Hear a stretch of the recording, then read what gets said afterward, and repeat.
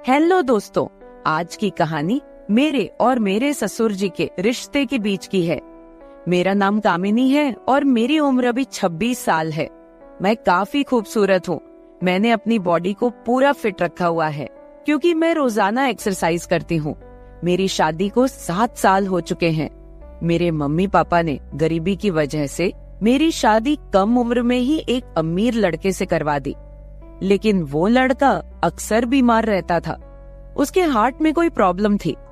मैं अपनी शादी से ज्यादा खुश नहीं थी, पर मेरे पति मुझसे बहुत ज्यादा प्यार करते थे। अब मेरी शादी को 2 साल हो चुके थे, लेकिन अभी तक कोई भी बच्चा नहीं हुआ था। हमारे घर में मैं, मेरे पति और ससुर जी थे। हम तीनों ही बहुत प्यार से रहते थे। मेरे ससुर जी की उम्र 45 से 50 साल की होगी, लेकिन वो काफी जवान दिखते हैं क्योंकि उन्होंने अपने शरीर को पूरा फिट रखा हुआ है। फिर एक दिन मेरे पति की तबीयत ज्यादा खराब हो गई और उनकी मृत्यु हो गई। मेरे सामने मानो दुखों का पहाड़ टूट पड़ा हो। अब मैं एक विधवा हो चुकी थी। धीरे धीरे मेरे पति को गुजरे काफी समय हो गया था। अब मेरे ससुर जी और मैं दोनों ही घर में रहते थे। मैं बहुत ही उदास रहने लगी थी, लेकिन मेरे ससुर जी मुझे बहुत समझाते थे कि कामनी, अब जो होना था वो हो गया है, इतनी टेंशन मत लो, तुम भी बीमार हो जाओगी। मैं तो कहता हूँ कि तुम दोबारा से शादी कर लो, अभी तुम्हारी उम्र ही क्या है। पर साथ ही साथ वो मुझे अजीब सी नजरों से देखते थे। फिर मैं अपना घर चलाने के लिए जॉब करने लगी क्योंकि मेरे घर में अब कमाने वाला कोई नहीं बचा था। मैं दिन भर ऑफिस में रहती और शाम के 7 बजे तक घर आती। ससुर जी का बिजनेस ठीक ठाक चलता था, पैसों की कुछ खास चिंता नहीं थी। फिर भी मैं सोचती हूँ कि खाली घर पर बैठकर क्या करूँगी, इसलिए जॉब करती हूँ और थोड़ा दिल भी बहल जाता है और टाइम पास भी हो जाता है। अब मेरे पति को गए हुए बहुत दिन हो चुके थे, इसलिए मैं उनकी मृत्यु के सदमे से थोड़ा थोड़ा बाहर निकल रही थी। ऑफिस की सहेलियों ने मुझे बहुत समझाया कि तुम शादी कर लो। मेरी एक बहुत अच्छी सहेली है, हम दोनों साथ साथ ऑफिस जाती हैं। एक दिन ऑफिस से निकलते वक्त मेरी सहेली ने मुझे घर पर बुलाया क्योंकि मेरे ऑफिस और घर के बीच ही मेरी सहेली का घर है। तो मैं उसके घर चली गई। हमने चाय पी और फिर इधर उधर की थोड़ी बातें की। मेरी सहेली ने कहा कि क्या तुझे पता है ऑफिस में क्या चल रहा है? मैंने कहा नहीं यार, मुझे उससे क्या फर्क पड़ने वाला है, वैसे भी तो मैं ऑफिस में अपना मन बहलाने के लिए ही जाती हूँ। फिर मेरी सहेली बोली, फिर तू सुन ले, हमारे ऑफिस में सभी लोग एक दूसरे से मिलकर रहते हैं और किसी को भी कोई समस्या हो वो सभी मिलकर सुलझा लेते हैं।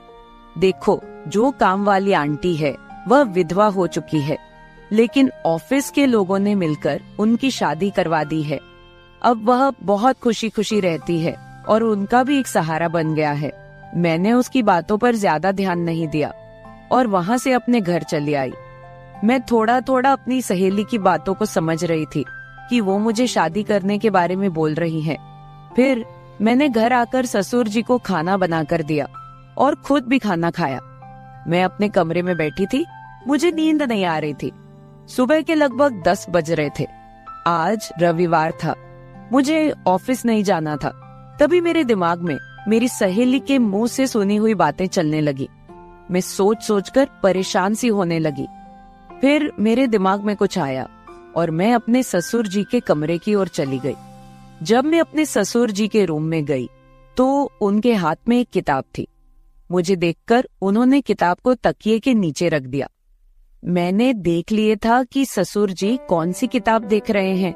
मैंने कहा, ससुर जी आप क्या पढ़ रहे हो? वह बोले, कुछ नहीं बहू, किताब देख रहा था बस। बताओ क्या बात है? मैं बोली, कुछ नहीं। ससुर जी मुझे आपसे कुछ जरूरी बात करनी है। उन्होंने कहा, हाँ बहू कहो क्या बात करनी है। मैंने कहा, ससुर जी बात थोड़ी अजीब है, मैं सोच रही थी कि आपसे कहूँ कि नहीं। उन्होंने कहा, अरे पहले तुम बोलो तो सही, क्या बात है? ऐसा कभी हुआ है कि तुमने कभी मेरे से कुछ मांगा हो और मैंने तुम्हें ला के ना दिया हो?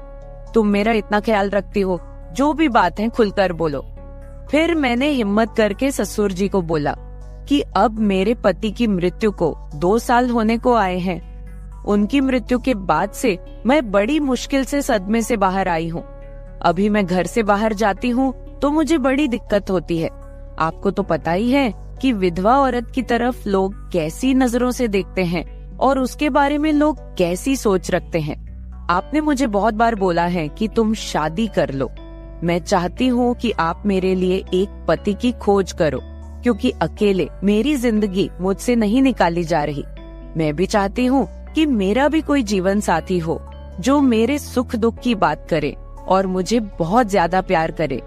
आपको पता है, एक औरत की कई जरूरतें होती हैं जो सिर्फ पति ही पूरी कर सकता है। बाकी आपको पता ही है कि मेरे माँ बाप तो इतने गरीब हैं कि उन्होंने पता नहीं एक बार मेरी शादी कैसे कर्ज उठाकर की है। मैं अब उनको कोई तकलीफ नहीं देना चाहती। अब मेरे लिए तो आप ही सब कुछ हो। मैं बड़ी हिम्मत करके आपसे ये बात कह रही हूँ।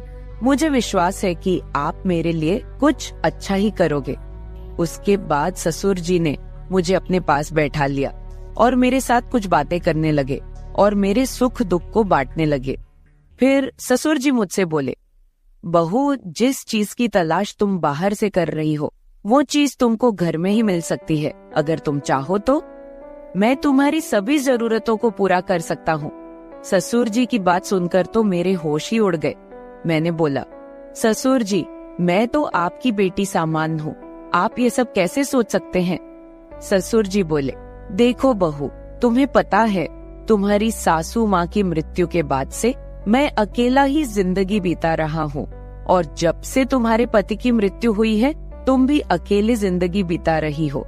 अगर तुम्हारा इरादा हो तो हम दोनों का अकेलापन दूर हो जाएगा और हम दोनों एक दूसरे के सहारे जिंदगी बिता लेंगे और बाहर किसी को कुछ भी पता नहीं चलेगा। बाकी मेरे जाने के बाद ये सारी प्रॉपर्टी भी तो तुम्हारी ही है और इस प्रॉपर्टी को संभालने वाला भी तो कोई चाहिए। बाकी लोगों की टेंशन मत लो, वो तो जब तुम विधवा की जिंदगी जी रही हो तब भी बातें करते थे और अब भी बातें करेंगे। सच कहूँ तो बहू, मैं तो उसी वक्त तेरा दीवाना हो गया था जब मैंने तुम्हें पहली बार देखा था। फिर मैंने ससुर जी को बोला कि मैं सोचकर बताती हूँ। अगली सुबह मैं उठी और खाना बनाने लगी। अगले दिन मैं ऑफिस नहीं गई, मैं किचन में खाना पका रही थी। तभी ससुर जी किचन में आए और बोले, बहू, आज ऑफिस नहीं जा रही हो क्या? मैंने कहा, नहीं, आज नहीं जा रही हूँ। आज मैंने ऑफिस से छुट्टी ले ली है। आप कहीं जाने वाले थे, गए नहीं क्या? वो बोले, नहीं, आज मेरी तबीयत ठीक नहीं है। मैंने सोचा कि आज घर रहकर आराम कर लेता हूँ। कुछ देर के बाद घर में कुछ मेहमान आ गए। हम लोग मेहमानों के आदर सत्कार में लग गए। मैंने उनसे हालचाल पूछा और उन लोगों से ढेर सारी बातें की। मेहमान के रूप में मेरे चाचा और चाची जी आए हुए थे। जब मैं मेहमानों से बातें कर रही थी तभी ससुर जी बाहर घूमने चले गए। उनकी आदत है कि जब वह घर पर रहते हैं तो वह खेतों की तरफ घूमने चले जाते हैं। फिर थोड़ी देर के बाद मेरे चाचा चाची भी खाना खाकर चले गए। दोपहर के 1 बजे का समय हो चुका था। मेरे दिमाग में ससुर जी की बातें घूम रही थी।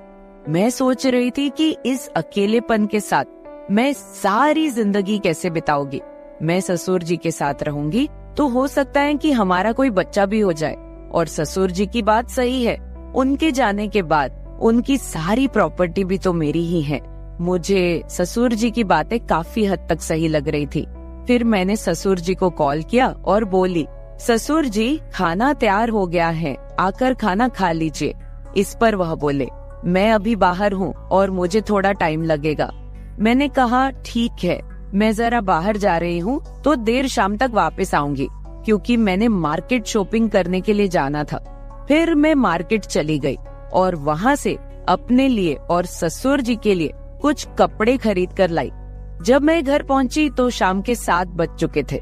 ससुर जी अपने कमरे में सो रहे थे। मैंने ससुर जी को उठाया और वो नहाने चले गए। अब चारों तरफ शांति हो चुकी थी। शाम के 8 बज चुके थे। फिर मैं ससुर जी के पास गई और उनको वो सब बातों के लिए हाँ बोल दी जो उन्होंने मुझे कही थी। ससुर जी मेरी हाँ सुनते ही खुश हो गए। फिर मैं उनके साथ, उसके बाद तो आप समझ ही सकते हैं, जो होना था वो हो गया। मैंने ससुर जी को फिर से अपनी ख्वाहिश बताई और ससुर जी ने मेरी ख्वाहिश पूरी कर दी। हम दोनों ने 1 से 2 घंटे तक एक दूसरे से वो सब बातें की और सारा काम किया। इस तरह से हम दोनों ससुर बहू काफी खुशी खुशी पति पत्नी की तरह रहने लगे। अब मुझे किसी भी चीज की दिक्कत नहीं होती, क्योंकि अब मुझे कहीं भी जाना होता है तो मैं ससुर जी के साथ चली जाती हूँ और हम खूब एंजॉय करते हैं। कुछ दिन बीत जाने के बाद ससुर जी बोले, कामिनी, अब तुम मेरे बिजनेस के बारे में सारा कुछ समझ लो और खुद सारा बिजनेस संभाल लो। फिर मैंने जॉब छोड़कर ससुर जी का सारा बिजनेस खुद संभाल लिया। अब हम दोनों पति पत्नी के जैसे रहने लगे हैं। मैं ससुर जी की हर बात का ख्याल रखती हूँ और वो भी मेरी हर बात का ख्याल रखते हैं। कुछ देर के बाद हमारे घर बच्चा भी हो गया और हमारी जिंदगी काफी अच्छे से चल रही है, क्योंकि ससुर जी ने मेरी हर कमी को पूरा कर दिया है। हमें दुनिया की कोई परवाह नहीं है, कोई कुछ भी बोले, हम लोग अपने घर खुश हैं। तो मेरे प्यारे दोस्तों, अगर आप लोगों को मेरी ये कहानी पसंद आई हो तो चैनल को सब्सक्राइब जरूर कर ले और बेल नोटिफिकेशन ऑन कर ले। एक प्यारा सा कमेंट करके बताएं कि आपको मेरी स्टोरी कैसी लगी। कल मिलेंगे एक और वीडियो के साथ। धन्यवाद। मेरी बेटी ने मुझे अपने घर पर अपने मदद के लिए बुलाया था। जैसे ही मैं उसके घर पहुंची, दामाद ने मेरी स्वागत सत्कार शुरू कर दिया। एक बार तो आधी रात को दामाद अचानक मेरे कमरे में आया। मेरे बगल में आकर उसने मेरी चादर के ऊपर से हाथ फेरते हुए कहा, सासू माँ, आपकी बेटी अब बहुत थकी हुई है, अब वह पुरानी लगने लगी है, अब आप ही मुझे खुश रख सकेंगी। दामाद ने मुझे सांस लेने का भी समय नहीं दिया। वह रात से लेकर सुबह के 3 बजे तक लगातार। नमस्ते दोस्तों, आज की इस कहानी में आपका स्वागत है। मेरा नाम राधिका है और आज मैं आपको अपना और अपनी बेटी की कहानी सुनाने जा रही हूँ, तो दिल को थाम कर सुनिएगा। मेरी बेटी को उसके ऑफिस के काम से घर के कामों के लिए समय नहीं मिल रहा था। एक दिन उसका मुझे फोन आया और उसने कहा, माँ, मुझे घर के कामों में आपकी बहुत जरूरत है, कुछ दिन मेरे पास आओगी क्या? बेटी की चिंता में मैं तुरंत उसके घर चली गई। मुझे देखते ही बेटी से ज्यादा दामाद खुश हो गए। वे मेरी इतनी सेवा सत्कार क्यों कर रहे थे, ये मुझे समझ नहीं आ रहा था। लेकिन दामाद अचानक से बदल गए थे। मुझे देखते ही मेरी बेटी ने मुझे गले लगाया। उसके पीछे दामाद ने भी मुझे गले लगाया। इससे पहले उन्होंने कभी मुझे इस तरह से गले नहीं लगाया था। अचानक उनमें इतना बदलाव कैसे आ गया, ये मेरी समझ में नहीं आया। जब दामाद ने मुझे गले लगाया तो मुझे बहुत शर्म महसूस हुई। मेरी बेटी सरिता ने अपने पति के इस व्यवहार पर ध्यान भी नहीं दिया। जैसे ही मैं बेटी के घर पहुंची, उसने मुझसे कहा कि वह मेरे हाथों से बनी उसकी पसंदीदा सब्जी खाना चाहती है। आते ही मैं फ्रेश होकर बेटी के किचन में चली गई। उस रात दामाद और बेटी दोनों बड़े चाव से खाना खा रहे थे। खाना खत्म होते ही सरिता बोली, माँ, आज आपके हाथ का खाना खाकर बहुत अच्छा लगा। उसके कहने पर दामाद ने भी हामी भरते हुए कहा, मुझे तो ऐसा लग रहा है जैसे बहुत दिनों बाद पेट भरकर खाया हो।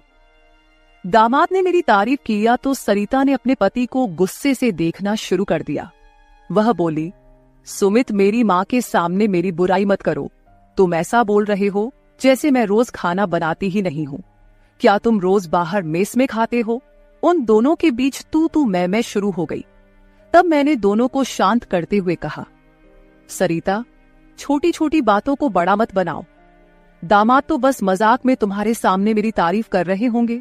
वैसे भी रोज तो मैं यहाँ नहीं रहती, तुम ही अपने पति का ख्याल रखती हो। शायद वे सिर्फ हंसी मजाक कर रहे हों। मैंने अपनी बेटी से यह कहा क्योंकि मैं दामाद को कुछ कह नहीं सकती थी।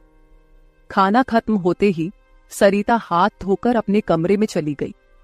मैं डाइनिंग हॉल साफ करने लगी। मेरी मदद के लिए दामाद थे। वे बोले, सरिता को तो कोई परवाह ही नहीं है। माँ, इतने दिनों बाद आप घर आईं, फिर भी वह पहले ही दिन से आपके ऊपर सारा काम छोड़कर मोबाइल लेकर कमरे में चली गई। यही तो रोज का हाल है। दामाद की बात से सहमत होकर मैंने डाइनिंग टेबल से बर्तन उठाए।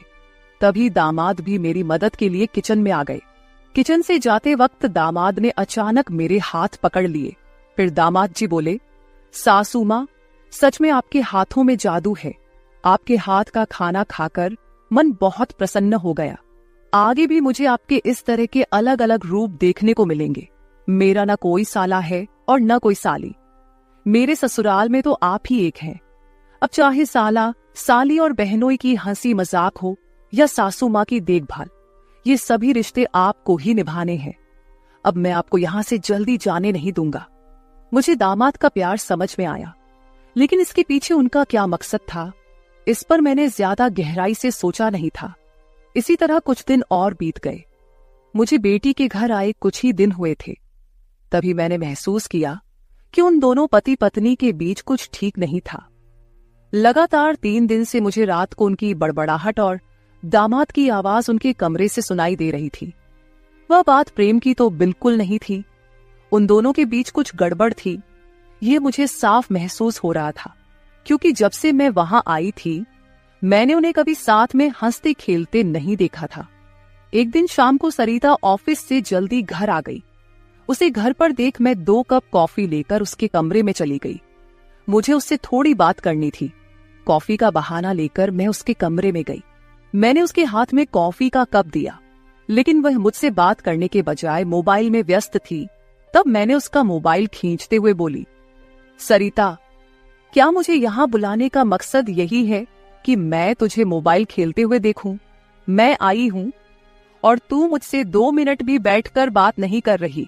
अरे 2 शब्द मां से तो बोल, और अगर तुझे बात नहीं करनी तो मुझे तुझसे बात करनी है। जैसे ही मैंने उसका मोबाइल छीन लिया, उसका ध्यान मेरी ओर हो गया। वह बोली, बोलो मां, तुम्हें मुझसे क्या इतना जरूरी बात करनी है? तब मैंने उससे कहा, सरिता, तू खुद को इतनी कूल दिखाती है, क्या सच में तू वैसी ही है? क्या सच में तुम्हारे घर का माहौल इतना कूल है?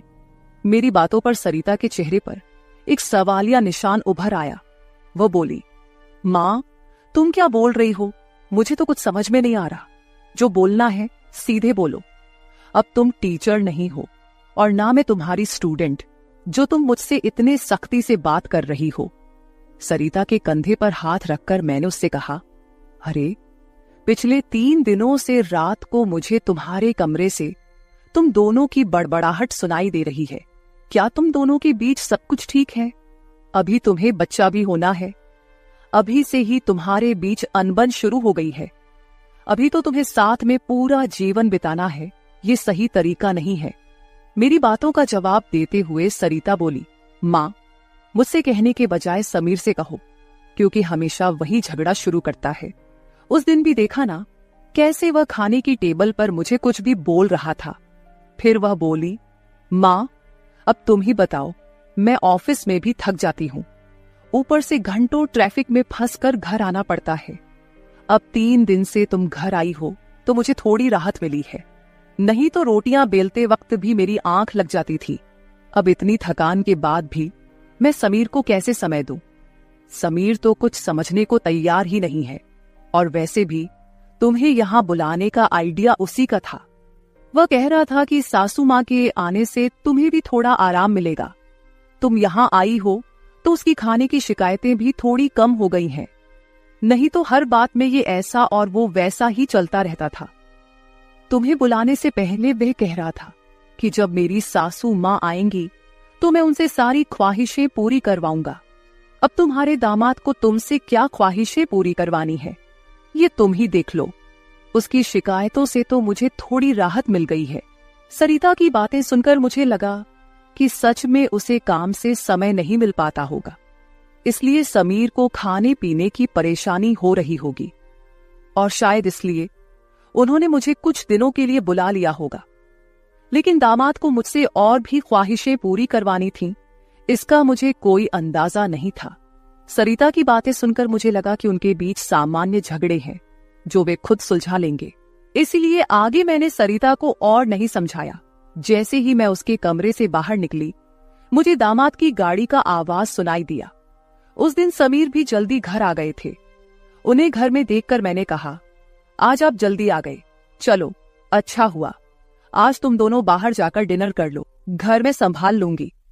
उन्हें थोड़ा बाहर घूमने फिरने का मौका मिलेगा, इसलिए मैंने उन्हें डिनर के लिए बाहर जाने को कहा। लेकिन दामाद ने कहा, सासू माँ, होटल जाने की जरूरत नहीं है। आज मेरे बॉस का 50वां जन्मदिन है। बॉस ने जन्मदिन के मौके पर एक 5 स्टार होटल में पार्टी रखी है और हमें खास तौर पर उस पार्टी में बुलाया गया है। समीर की बात सुनकर मैंने कहा, अरे वाह, तो फिर तुम दोनों जल्दी से अच्छे से तैयार हो जाओ और साथ में पार्टी में जाओ। तब दामाद जी बोले, सासू माँ, हम दोनों अकेले नहीं जाएंगे। बॉस ने पूरे परिवार को बुलाया है और आप भी हमारे परिवार हैं, इसलिए आप भी हमारे साथ चलो। तब सरिता भी मुझसे जिद करने लगी। उसने कहा, माँ, घर पर तुम अकेले बैठी क्या करोगी? तुम भी हमारे साथ चलो, तुम्हें भी अच्छा लगेगा। एक तो जब से तुम यहाँ आई हो, मैं तुम्हें कहीं बाहर घुमाने भी नहीं ले जा पाई। मैं छुट्टी लूंगी तो लूंगी, पर अभी तो तुम हमारे साथ बाहर चलो, कम से कम तुम्हारा भी मन थोड़ा हल्का हो जाएगा। उन दोनों का इतना जोर बढ़ गया कि मुझे भी उनके साथ जाने के लिए तैयार होना पड़ा। मैं हमेशा कहीं भी जाती थी तो अपने साथ 1-2 पार्टी वियर कपड़े रखती थी। इस बार भी मैंने पिंक रंग की नेट वाली साड़ी साथ रखी थी। मैंने वही साड़ी पहनकर अच्छे से तैयार होकर कमरे से बाहर आई। जैसे ही मैं बाहर आई, दामाद मुझे लगातार देखने लगे। वो मुझे ऊपर से नीचे तक नजर फेरने लगे। उन्होंने कहा, आज आपको सासू माँ कहने में मुझे शर्म आ रही है, क्योंकि आप किसी भी तरह से उम्रदराज नहीं लग रही हैं। आज तो आप किसी हीरोइन से कम नहीं लग रही हैं। दामाद की बातों पर मुस्कुराते हुए मैं बाहर गाड़ी के पास चली गई। कुछ देर बाद घर को लॉक करके बेटी और दामाद भी बाहर आ गए। दामाद मेरी तारीफ कर रहे थे, लेकिन सरिता का ध्यान उस पर नहीं था। लेकिन जैसे ही पार्टी में गए और दामाद के बॉस हमारे पास आए, उन्होंने मुझे देखकर समीर से कहा, समीर, तुम्हारी साली तो बहुत ही सुंदर है। इस पर समीर कुछ बोलते उससे पहले ही सरिता बोली, बॉस, ये समीर की साली नहीं है, ये तो माँ है, ये समीर की सास है। हमारे रिश्ते को सुनकर बॉस चौंक गए।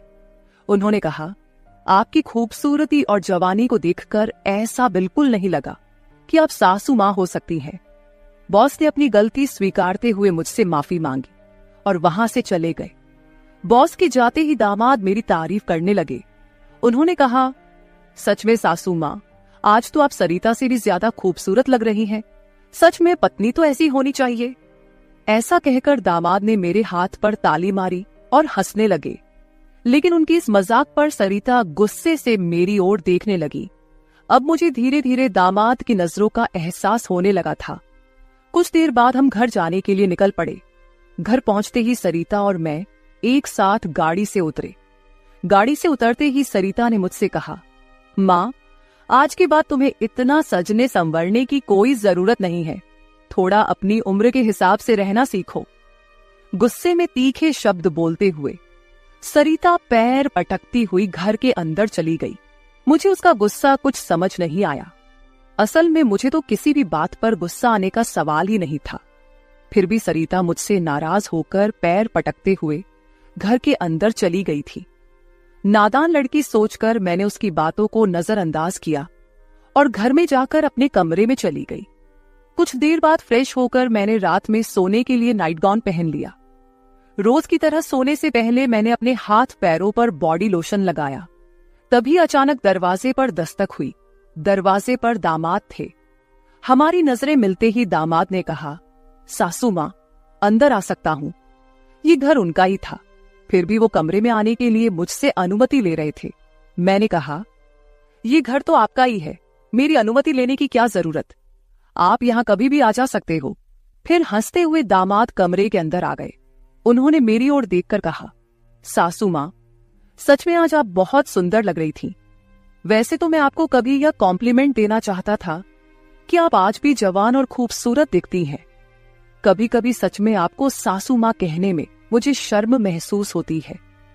कभी कभी तो आपको नाम से बुलाने की इच्छा होती है। सच में आप सरिता की बहन जैसी लगती हैं। बाहर कुछ समय पहले सरिता ने जो गुस्से में आपको कहा, वह सब मैंने सुना। उसकी बातों पर ध्यान मत दीजिए। और हाँ, एक जरूरी बात यह है कि सरिता की बातों को दिल पर लेकर आप अपना रहन सहन बिल्कुल मत बदलिए। आप जैसी हैं बहुत अच्छी हैं। दामाद के मुंह से अपनी तारीफ सुनकर मेरे मन में लड्डू फूटने लगे। अगर 45 साल की किसी महिला की तुलना 21 साल की जवान लड़की से की जा रही हो तो जाहिर है वह महिला खुश होगी ही। उस समय मेरे साथ भी वैसा ही हुआ था। दामाद की प्रशंसा पर मैं शर्मा गई थी। उस दिन के बाद दामाद की हदें बढ़ने लगी। 4 दिन बाद मुझे अपनी बेटी के कमरे से उनकी बहस की आवाजें सुनाई दी। मैं अपने कमरे से बाहर झांकते हुए वह सब सुन रही थी। तभी दामाद कमरे से बाहर आते दिखे। दामाद को बाहर आते देख मैं जल्दी से अपने कमरे में चली गई। मैं कमरे की लाइट बंद करने ही वाली थी कि समीर मेरे कमरे में आ गया। वो काफी गुस्से में लग रहा था। मैंने उसे एक गिलास पानी दिया और पूछा, सब ठीक तो है ना? इस पर दामाद बोले, सासू माँ, आपकी बेटी और आप में कितना फर्क है। शादी के बाद पति से कैसा व्यवहार करना चाहिए, उसे कैसे खुश रखना चाहिए, आपने सरिता को कुछ भी नहीं सिखाया। जब भी मैं उसके पास जाता हूँ वह मुझसे एक ही बात कहती है कि मैं बहुत थक गई हूँ। आपकी बेटी अब पूरी तरह बूढ़ी दिखने लगी है, उसके सामने आप जवान लगती हैं। कहाँ आपकी जवानी और कहाँ सरिता की समय से पहले आई बुढ़ापा। मैंने शांत रहकर समीर की सारी बातें चुपचाप सुनी। उनकी बातें खत्म होते ही मैंने उसे समझाते कहा, दामाद जी, आप गुस्सा मत कीजिए। सरिता अपने ऑफिस के काम में पूरी तरह थक जाती है, इसलिए वह थोड़ी परेशान हो गई है। कुछ दिन आप दोनों बाहर घूमने चले जाइए, सब कुछ ठीक हो जाएगा। काम की भाग दौड़ में खुद के लिए भी समय निकालना जरूरी है। इस पर दामाद बोले, मैं तो सब कुछ करने के लिए तैयार हूँ, लेकिन आपकी बेटी को ऑफिस से छुट्टी लेने की इच्छा होगी, तभी मैं भी उसके साथ कहीं जा सकूंगा। मैंने फिर से दामाद को समझाया और उनके हाथ में पानी का गिलास दिया। दामाद से बात करते हुए अनजाने में मेरा हाथ उनके पैर पर रख दिया गया। अचानक दामाद ने अपने पैर पर रखा मेरा हाथ अपने हाथ से पकड़ा और मेरे हाथ से गिलास को एक ओर रखते हुए दूसरे हाथ से मेरे चेहरे से बाल हटाकर बोले, सासू माँ, आप सच में बहुत सुंदर हैं। आपको देखकर तो सरिता को देखने की इच्छा ही नहीं होती। कहाँ आपके चेहरे का तेज और कहाँ सरिता की झुर्रियां। दामाद मेरे सामने मेरी बेटी की बुराई कर रहे थे। मैंने उन्हें कहा, आप मेरी सुंदरता की तारीफ कर रहे हैं, इसके लिए धन्यवाद, लेकिन जिस लड़की के बारे में आप बुरा भला कह रहे हैं वह मेरी बेटी है, ये मत भूलिए। दामाद बोले, सासू माँ, मैं कुछ गलत नहीं कह रहा हूँ, जो सच है वही कह रहा हूँ। अब सरिता बूढ़ी दिखने लगी है तो क्या करूं? आपके सामने वह सच में फीकी पड़ती है। आपकी सुंदरता बेहद मनमोहक है। बोलते बोलते दामाद की नजर मुझ पर टिकने लगी थी। तब मैंने उनसे कहा, अब काफी रात हो गई है, आपको जाकर सो जाना चाहिए, नहीं तो सरिता यहाँ आ गई तो वह और नाराज हो जाएगी। मैंने दामाद को जैसे तैसे अपने कमरे से बाहर किया, नहीं तो वह रात भर मेरे कमरे में ही बैठे रहते। खैर, जो भी हो, लेकिन समीर ने मेरी जो प्रशंसा की वह मुझे बहुत पसंद आई। अगले दिन शाम को जब दामाद ऑफिस से घर आए तो उन्होंने कहा, सासू माँ, कल मुझे 2 टिफिन पैक कर दीजिए, और वो भी भरकर। जब से आप मेरा टिफिन बना रही हैं, ऑफिस में मेरी क्रेडिट कुछ ज्यादा ही बढ़ गई है। मेरे दोस्त रोज मेरे टिफिन की तारीफ करते रहते हैं, और आज तो मेरे बॉस ने भी मेरी तारीफ की। सबको लगा कि मेरी पत्नी ने इतना अच्छा खाना बनाया है, लेकिन मैंने सबका भ्रम दूर कर दिया और उन्हें बताया कि यह जादू मेरी पत्नी के हाथों में नहीं, बल्कि मेरी सासू माँ के हाथों में है। कल मेरे बॉस ने आपसे टिफिन मांगा है, और हाँ, टिफिन के साथ आप भी अच्छे से तैयार रहिएगा, क्योंकि बॉस ने आपको भी मिलने के लिए बुलाया है। मेरे दोस्तों को भी आपसे मिलने की इच्छा है। दामाद मेरी तारीफों के पुल बांध रहे थे, तभी सरिता वहीं बैठी थी। बातें करके समीर डाइनिंग हॉल से बाहर चले गए। मैं भी किचन में रात का खाना बनाने जाने लगी। तभी सरिता ने कहा, माँ, तुम्हें अपने दामाद के सामने ज्यादा कूल बनने की कोशिश नहीं करनी चाहिए। मैंने तुम्हें उसी दिन समझाया था कि तुम्हें अपनी उम्र के हिसाब से रहना चाहिए। अब ना तुम नौकरी करती हो, ना पापा है, तो तुम्हें इन सब नखरों की क्या जरूरत है। कल तुम समीर के ऑफिस जा ही रही हो तो एकदम साधारण और सादगी से जाओ। मुझे तुम्हारा यह टाप टिप रहना बिल्कुल अच्छा नहीं लगता।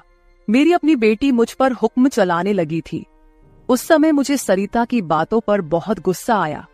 मैंने उससे कहा, सरिता, उस दिन मैंने तुम्हें बच्चा समझकर कोई जवाब नहीं दिया। लेकिन अब तुम्हारी हिम्मत बढ़ती जा रही है। याद रखना, मैं तुम्हारी मां हूं, ये मत भूलना। मुझसे बात करते समय अपनी जुबान का ख्याल रखो। एक बात तो तुम्हें भी अच्छे से पता है कि मुझे हमेशा से टाप-टिप रहने की आदत है। मैं अपनी आदत किसी के कहने से नहीं बदलूंगी। इंसान जितना अच्छा रहता है उतना ही फ्रेश दिखता है, यही मेरा मानना है। तुम चाहे कुछ भी कहो, मैं अपनी रहन सहन नहीं बदलने वाली। अगर किसी को बदलना है तो तुम खुद को बदलो, अपना चिड़चिड़ा स्वभाव बदलो। कभी कभी तो मुझे लगता है कि तुम मेरी ही बेटी हो या नहीं। उस दिन पहली बार मैं अपनी बेटी से इतने गुस्से में बात कर रही थी। इससे पहले सरिता ने भी कभी मुझसे इतने कटु शब्दों में बात नहीं की थी।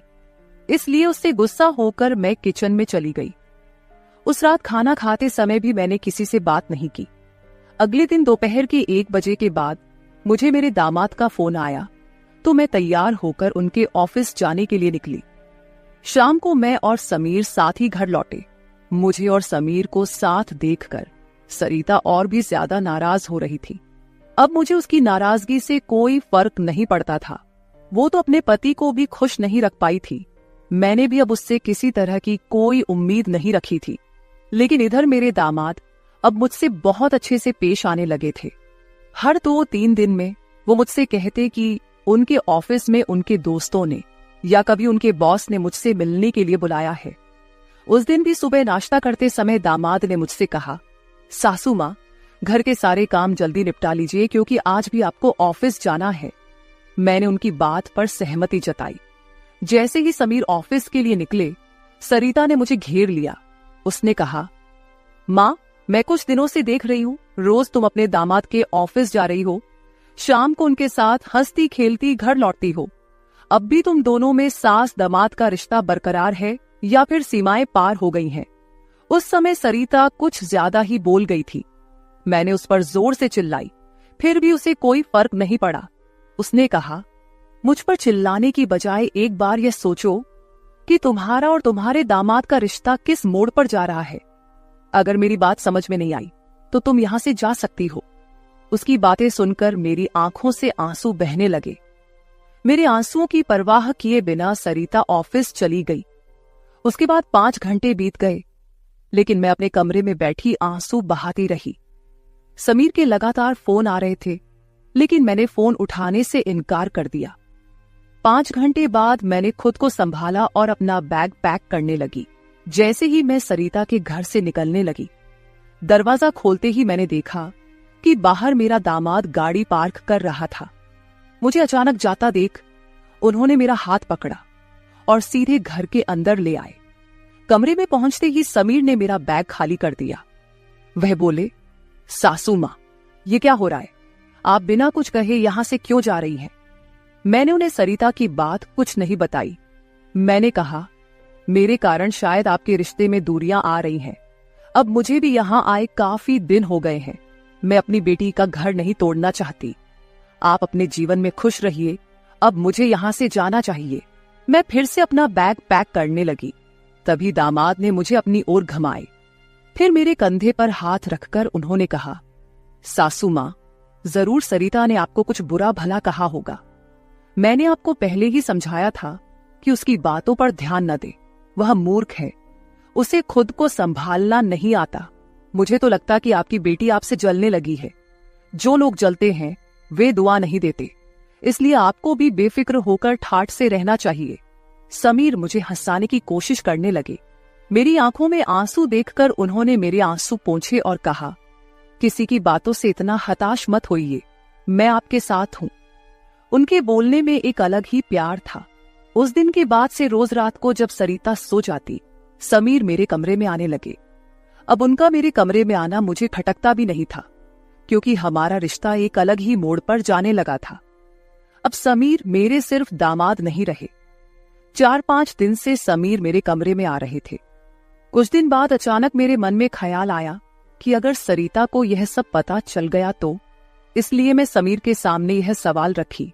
मैंने कहा, समीर, तुम रोज रात को सरिता की नजरों से छुपकर मेरे कमरे में आते हो, लेकिन क्या तुम पक्का करते हो कि वह गहरी नींद में होती है?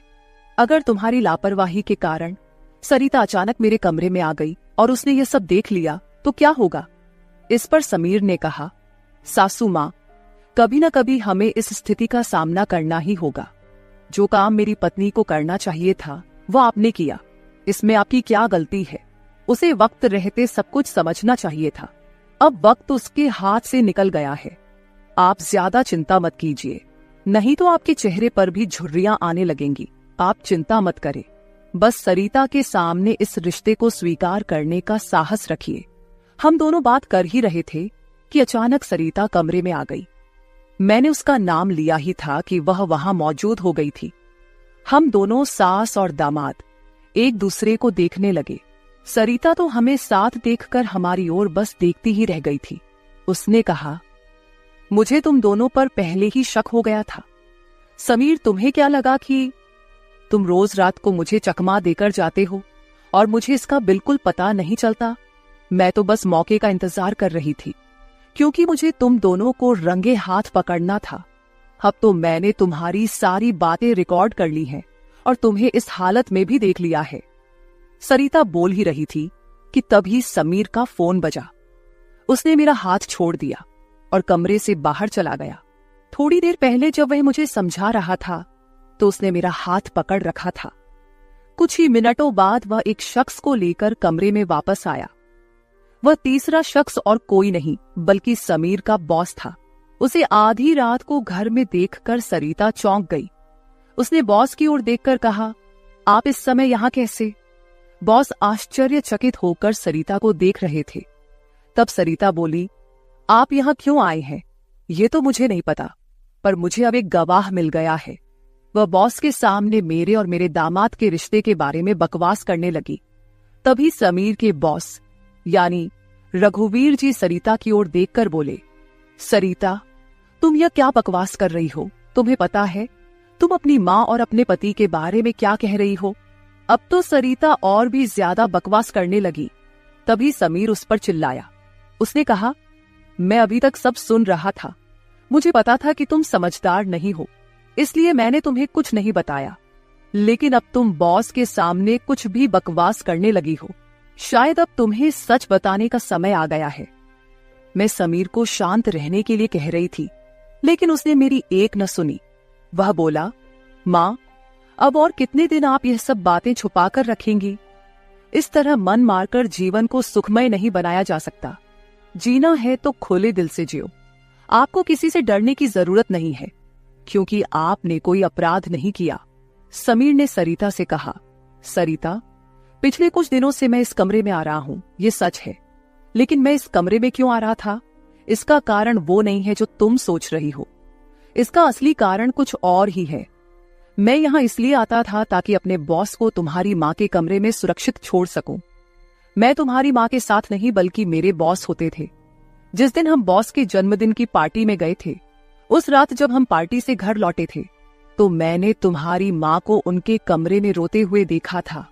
उसी रात बॉस ने मुझसे तुम्हारी माँ का फोन नंबर भी लिया था। उस रात बॉस बार बार तुम्हारी माँ को फोन कर रहे थे। उस रात जब मैं अचानक तुम्हारी माँ के कमरे में गया तो मैंने उनके फोन में बॉस के कई मिस्ड कॉल देखे। अगले दिन मैंने बॉस से इस बारे में पूछा, तभी मुझे सच्चाई पता चली। एक समय था जब तुम्हारी माँ और बॉस एक ही कॉलेज में पढ़ते थे। इतना ही नहीं, उन दोनों के बीच प्यार भी था, लेकिन घर वालों के दबाव के कारण वे अपना जीवन एक साथ नहीं बिता सके। पर किस्मत ने 30 साल बाद उन्हें एक बार फिर से आमने सामने खड़ा कर दिया। तुम्हारी माँ कुछ बोलने के लिए तैयार नहीं थी, लेकिन बॉस की वजह से मुझे उन दोनों के रिश्ते के बारे में पता चला। तब से मैंने जानबूझकर कभी दोस्तों का बहाना बनाया तो कभी बॉस का, ताकि तुम्हारी माँ और बॉस को एक दूसरे से मिलवा सकूं। धीरे धीरे मैंने तुम्हारी माँ के चेहरे पर खुशी देखनी शुरू की। वह भी अपना पुराना रिश्ता जीने लगी, लेकिन तुमने इसे गलत समझा और माँ पर गलत आरोप लगाए। तुम्हारे आरोपों के बाद तुम्हारी माँ ने घर से बाहर निकलना बंद कर दिया। तब से मैंने इस प्रेमी जोड़े की मुलाकात अपने घर में ही करानी शुरू कर दी। तुम्हारी माँ जानती थी कि तुम इस उम्र में उनके और बॉस के रिश्ते को स्वीकार नहीं करोगी, इसलिए उन्होंने कभी तुमसे खुलकर बात नहीं की। लेकिन अब मुझे लगता है कि उन्हें अपनी जिंदगी का फैसला खुद करने देना चाहिए। सरिता बोली, समीर, तुम मेरी माँ को उनके प्रेम से मिलने के लिए इतना प्रयास कर रहे थे, तुम दामाद होकर भी कोई आपत्ति नहीं कर रहे थे और मेरी माँ को एक बार फिर से जीने का मौका दे रहे थे। मैं आगे बढ़ी और सरिता से आंसू भरी आंखों के साथ बोली, मुझे माफ कर दे बेटी, मुझे इस उम्र में यह सब नहीं करना चाहिए था, मुझे रघुवीर से फिर से नहीं मिलना चाहिए था। लेकिन तू चिंता मत कर, सुबह होते ही मैं यहां से चली जाऊंगी। मैं रघुवीर से कभी नहीं मिलूंगी। इस उम्र में मुझे यह बातें तुम्हारे मुंह से सुनने से पहले ही मैं यहां से चली जाती हूं। मेरी आंखों में आंसू देखकर सरिता बोली, मां, मुझे माफ कर दो, मैंने तुम्हें समझा ही नहीं, ना मैंने कभी तुम्हारे अकेलेपन को महसूस किया। अब वो समय तो बीत गया, पर अगर तुम मेरे लिए जी सकती हो तो फिर मैं तुम्हारी खुशी में क्यों नहीं शामिल हो सकती। तुम्हारे समय में दादा ने तुम्हारी शादी नहीं होने दी होगी, लेकिन अब मैं उनके नक्शे कदम पर नहीं चलूंगी। मैं तुम्हें और बॉस को आपके आगे के जीवन के लिए ढेर सारी शुभकामनाएं देती हूं। बॉस मुझे मेरे पिता के रूप में स्वीकार है। बेटी की सहमति सुनकर मेरी आंखों में आंसू भर आए। रघुवीर भी मेरी तरह ही अपने जीवन में अकेले थे। अगले 3 दिनों के भीतर मेरी और रघुवीर की रजिस्टर्ड मैरिज मेरी बेटी और दामाद की मौजूदगी में हो गई। शायद ये पहली बार हुआ होगा कि एक बेटी ने अपनी मां की विदाई की थी। मेरी विदाई के समय मैंने सरिता को एक सीख दी। मैंने उससे कहा, सरिता, पैसा सब कुछ नहीं होता, इसीलिए हमेशा पैसे के पीछे भागना छोड़कर कभी अपने परिवार पर भी ध्यान देना चाहिए। कर्तव्यों से भागकर ना तो जीवन पूरा होता है, ना ही खुशियां मिलती हैं। अब समय आ गया है कि तुम अपनी जिम्मेदारियों पर ध्यान दो। सरिता ने मुझसे वादा किया कि आगे से वो अपने घर की जिम्मेदारियों को निभाने में पीछे नहीं हटेगी। मेरी विदाई होते ही सरिता ने पूरे 20 दिनों की छुट्टी ली। शादी के 2 साल बाद मेरी बेटी और दामाद एक बार फिर हनीमून पर गए। तो दोस्तों, शादी और प्यार की कोई उम्र नहीं होती। जहां दिल मिलते हैं वहीं रिश्ते भी अपने आप बन जाते हैं। बस जरूरत होती है एक दूसरे को समझने की। तो मेरे प्यारे दोस्तों, यह थी हमारी आज की छोटी सी कहानी। आपको ये कहानी कैसी लगी कमेंट करके जरूर बताएं। अगर आप ऐसी ही और भी इंटरेस्टिंग और रोमांटिक कहानियां सुनना चाहते हो तो चैनल को सब्सक्राइब जरूर कर ले और बेल आइकॉन ऑन कर ले, ताकि आपको मेरी आने वाली नई वीडियो की सूचना तुरंत मिल सके। कल मिलेंगे एक और नई कहानी के साथ। धन्यवाद।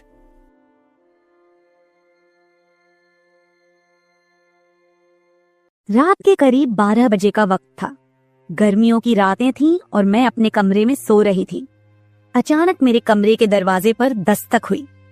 पहले तो मैं थोड़ा डर गई, लेकिन फिर सोचा शायद मेरा भाई ही होगा, क्योंकि घर में मेरे और भाई के अलावा कोई और नहीं था। मैंने उठकर दरवाजे की ओर कदम बढ़ाए। दरवाजा खोलते ही मैंने बाहर झांका, लेकिन वहां कोई नहीं था। मैंने सोचा शायद ये मेरा वहम होगा। मैं वापस बिस्तर पर लेटने लगी। अचानक दरवाजे पर फिर से पहले से भी ज्यादा जोर की दस्तक हुई। मैंने कांपती हुई आवाज में पूछा, कौन है? लेकिन कोई जवाब नहीं आया। डरते हुए मैंने दोबारा दरवाजा खोला और वहां मेरा भाई खड़ा था। उसने मुझसे कहा, क्या हुआ दीदी, इतनी घबराई हुई क्यों लग रही हो? वो मुझे आज कुछ अजीब सी नजरों से देख रहा था। मैंने सोचा शायद मैं ही ज्यादा सोच रही हूँ, लेकिन मुझे क्या पता था कि उस रात कुछ ऐसा होने वाला था जिसने मेरी पूरी जिंदगी को बर्बाद कर दिया, जिसे मैं चाहकर भी कभी भूल नहीं पाई। अब मैं आपको अपनी जिंदगी का वो सच बताने जा रही हूँ जिसे मैंने आज तक सबसे छुपा कर रखा था। यह सच ऐसा है जो मेरी हर रात की नींद और हर दिन का सुकून छीन ले गया। इसे सुनने के बाद शायद आपकी रूह कांप उठेगी। दोस्तों, कहानी सुनने से पहले दिल थाम कर बैठिएगा, क्योंकि कहानी बहुत ही खतरनाक होने वाली है। अगर चैनल पर पहली बार आए हैं तो चैनल को सब्सक्राइब जरूर कर लीजिएगा। तो चलिए कहानी शुरू करते हैं। मेरी उम्र 20 साल हो चुकी थी और मैंने नया नया जवानी की दहलीज पर कदम रखा था। मैं कॉलेज में 2nd ईयर की पढ़ाई कर रही थी। उन दिनों गर्मी का मौसम था और हमें कॉलेज से छुट्टियां मिल गई थीं। रोज की तरह आज भी पूरे घर की सफाई करने के बाद मैं अपने बिस्तर पर आराम कर रही थी। थकान से चूर होकर ऐसा लग रहा था जैसे पूरा बदन अकड़ गया हो। मैं अपने बिस्तर पर लेटकर सुकून पाने की कोशिश कर रही थी और हाथों से अपने सिर की मसाज कर रही थी। अचानक मेरा भाई राहुल मेरे कमरे में आया और दरवाजा बंद करके कहने लगा, क्या हुआ दीदी, तबीयत तो ठीक है? मैंने कहा, क्या भाई, मम्मी सारा काम मेरे सर पर डालकर चली जाती हैं। कॉलेज की छुट्टियां क्या हुई, सारे घर की जिम्मेदारी मुझ पर आ गई है। ऊपर से काम वाली बाई भी छुट्टी पर है। मुझसे नहीं होते ये घर के काम। मेरी बात सुनकर वह मेरे पास आकर बैठ गया और कहने लगा, मेरी प्यारी बहन, कोई बात नहीं, मैं अभी तुम्हारे लिए दूध लेकर आता हूँ, उसे पियोगी तो सुकून मिल जाएगा। राहुल की बात सुनकर मैं मुस्कुरा दी और कहा, बस तुम खाना बाहर से ले आना, मैं थोड़ी देर सोऊंगी तो मेरी तबीयत कुछ बेहतर हो जाएगी। राहुल कमरे से निकल गया। कुछ देर बाद ठंडे दूध के गिलास के साथ वह वापस आया। मुझे उस पर बहुत प्यार आया। दुनिया में बहुत कम ही ऐसे भाई होते हैं जो अपनी बहनों का इतना ख्याल रखते हैं। मैं उसे ढेर सारा आशीर्वाद देने लगी और उसका लाया हुआ दूध पीने लगी। दूध पीने के बाद मैं अपने बिस्तर पर लेट गई। राहुल कहने लगा, चलो दीदी, मैं तुम्हारा सिर दबा देता हूँ, तुम सो जाओ। वह मेरे पास बैठ गया और अपने हाथों से मेरा सिर दबाने लगा। उसके हाथों से मुझे सुकून मिलने लगा और मेरे सर का दर्द भी कम हो गया था। मैं आंखें मूंद कर लेट गई और कुछ ही देर में मैं गहरी नींद सो गई। मुझे कोई भी होश नहीं था कि मैं कितने घंटे तक सोती रही। जब मेरी आंख खुली तो मैंने घड़ी पर टाइम देखा। रात के 9 बज चुके थे। शायद थकावट की वजह से मुझे वक्त का एहसास ही न हुआ। मम्मी और पापा भी ऑफिस से वापस आ चुके थे। मुझे कुछ भी समझ नहीं आ रहा था और मेरा पूरा शरीर दर्द कर रहा था। मैं बिस्तर से उठकर बाथरूम जाने लगी। तभी मुझे चक्कर आ गए। मुझे ऐसा लग रहा था जैसे सब कुछ घूम रहा हो और अगर दीवार का सहारा नहीं लिया होता तो शायद गिर जाती। खुद को संभालते हुए मैं फ्रेश होकर बाहर आई। देखा कि सभी खाने के टेबल पर बैठे हुए थे और मेरे आने का इंतजार कर रहे थे। मैं जाकर आराम के साथ कुर्सी पर बैठ गई। मेरी हालत काफी खराब हो चुकी थी और थकावट से मेरा पूरा बदन दर्द कर रहा था। राहुल ने देखा कि मैं थकी हुई हूँ तो तुरंत मम्मी से कहने लगा, मम्मी देखिए, अंजलि दीदी पर काम का बोझ थोड़ा कम डाला करे। अरे, अगर काम वाली नहीं आ रही तो उसकी जगह किसी और को रख ले। यह बेचारी सारा दिन काम करके थक जाती है। देखें तो इसकी रंगत भी पीली पड़ चुकी है। वाकई में मेरी हालत दिन ब दिन खराब होती जा रही थी। मम्मी और पापा दोनों ही काम करते थे क्योंकि सिर्फ पापा की जॉब से घर का खर्चा चलना मुश्किल था। साथ ही हमारी पढ़ाई का खर्च भी काफी था, इसलिए मम्मी भी उसी कंपनी में काम करती थी जहां पापा। हम दोनों भाई बहन कॉलेज जाते थे, लेकिन गर्मी के मौसम में छुट्टियां होने की वजह से घर पर ही थे। मैंने एक बात नोटिस की थी कि पिछले कुछ हफ्तों से राहुल मेरे कुछ ज्यादा ही करीब होने लगा था। जब से मुझे कॉलेज से छुट्टियां मिली थीं, तब से वह मेरा कुछ ज्यादा ही ख्याल रखने लगा था। अगर मैं घर का कोई काम करती तो वह आकर मदद करने लगता। कभी कभी काम करते वक्त मुझे थकावट महसूस होती तो वह मुझे आराम से बिठाकर मेरा सिर दबा देता। जब मैं उसे मना करती तो वह हंसते हुए कहता, नहीं दीदी, तुम बहुत काम करती हो, अब मेरा हक बनता है कि तुम्हें सुकून दो। मैं उसे रोक नहीं पाती और चुपचाप लेटी रहती। लेकिन एक रात जो हुआ उससे मेरे होश उड़ गए थे। क्या राहुल कभी ऐसा कर सकता था? मैं अपने कमरे में सो रही थी। आधी रात के करीब मुझे महसूस हुआ कि जैसे कोई मेरे कमरे में आकर खड़ा हो गया हो। धीरे धीरे वह बिस्तर के पास आ रहा हो और मैं सोते हुए भी महसूस कर सकती थी कि कुछ अजीब हो रहा है। मुझे तुरंत झटका सा लगा और मैंने आंखें खोल दी। कमरा पूरी तरह से अंधेरे में डूबा हुआ था और जब मैंने उठकर देखा तो अंदर कोई नहीं था। बस कमरे का दरवाजा थोड़ा सा खुला हुआ था और मुझे याद था कि मैं हमेशा सोने से पहले दरवाजा बंद करके सोती थी। तो फिर वह कैसे खुला था? मैं चुपचाप उठकर दरवाजे को लॉक करने लगी। फिर से बिस्तर पर जाकर सोने की कोशिश की, लेकिन जैसे ही मेरी आंखें बंद हुईं, मुझे फिर से कुछ कदमों की आहट सुनाई दी। जैसे कोई बिस्तर के पास आकर बैठा हो, और फिर मुझे लगा जैसे कोई मेरे पास आकर अपना हाथ बढ़ा रहा हो। मैंने पलट कर देखा, लेकिन कोई नहीं था। मेरी धड़कन तेज हो गई थी और मुझे घबराहट होने लगी थी। मैंने घबराते हुए कमरे की लाइट ऑन की और दरवाजा खोलकर बाहर झांका, लेकिन वहां कोई नहीं था। आज से पहले ऐसा कभी नहीं हुआ था जो अब हो रहा था। मुझे प्यास लगी तो मैं कमरे का दरवाजा खोलकर बाहर निकली। उसी वक्त राहुल भी अपने कमरे से बाहर निकला। मुझे देखकर उसने पूछा, क्या बात है, आप अभी तक जाग रही हैं? मैंने जवाब दिया, कुछ नहीं, बस ऐसा महसूस हुआ जैसे कमरे में कोई मौजूद हो। पानी पीकर मैं दोबारा कमरे में आई और पीछे पीछे वह भी आ गया।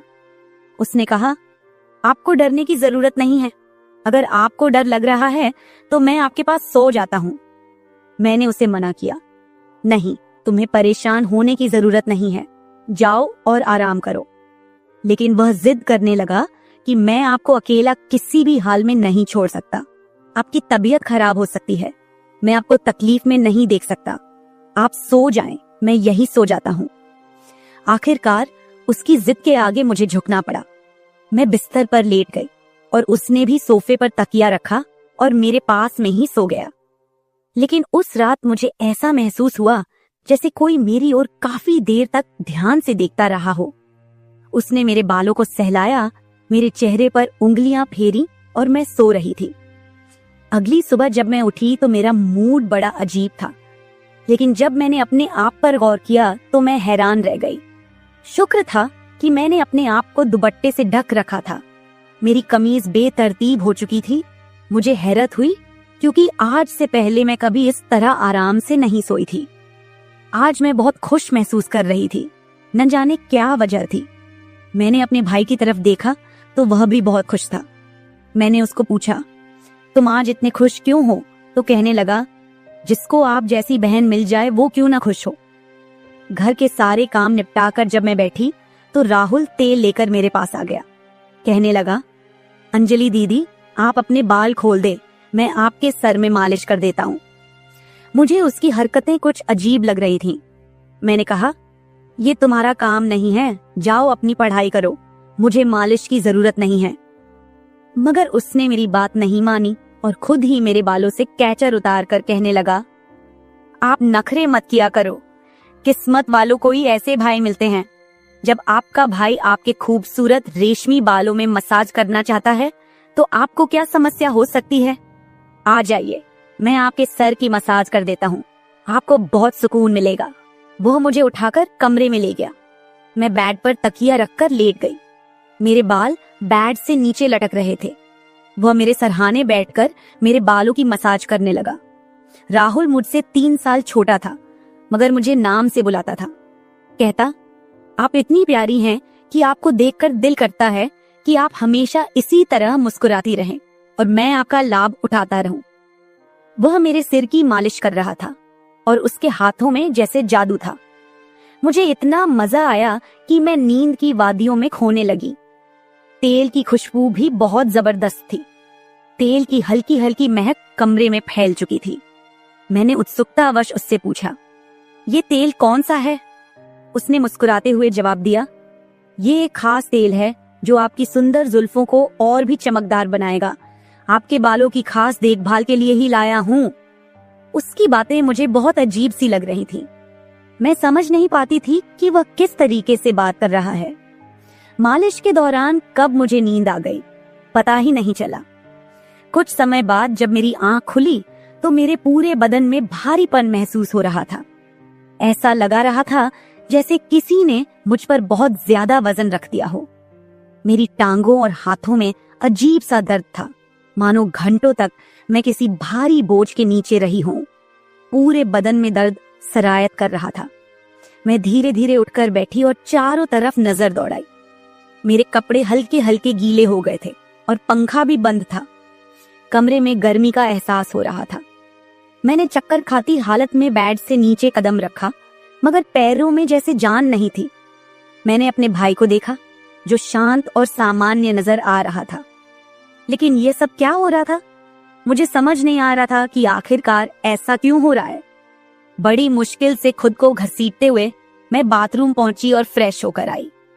आईने में अपनी हालत